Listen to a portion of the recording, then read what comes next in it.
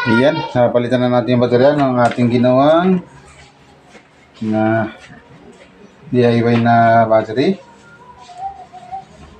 Sukatin muna natin kung ilan talaga ito. Ayan.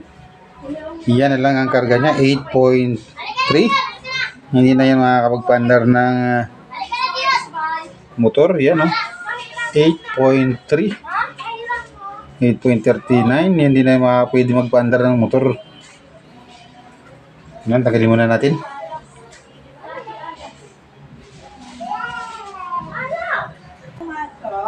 Ayan, nakakabit na. Testingin natin. Okay, andar siya.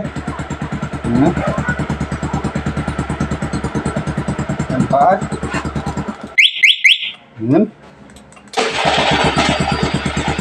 Ayos.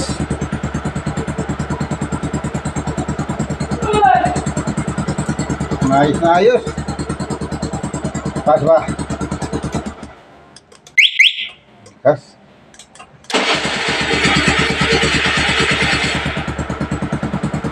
Okay talaga.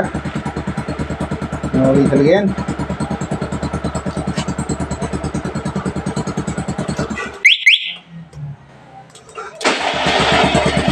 Yan. Yung ating voltmeter, tingnan natin.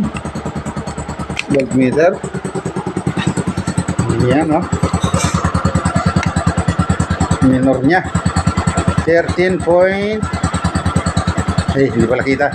13.3. Minor pa lang yan.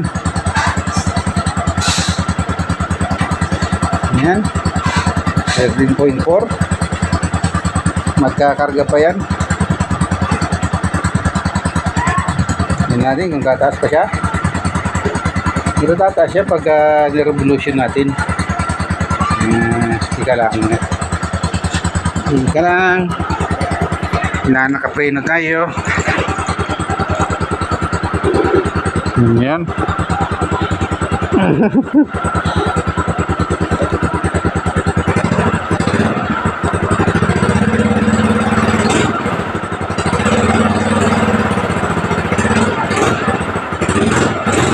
Yan, no? Ayos.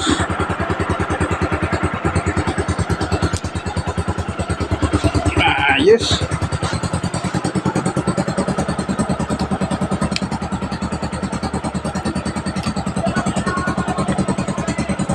Yan. Diyan ay nakakilis. Yan. Patay. Start. Ayos na ayos.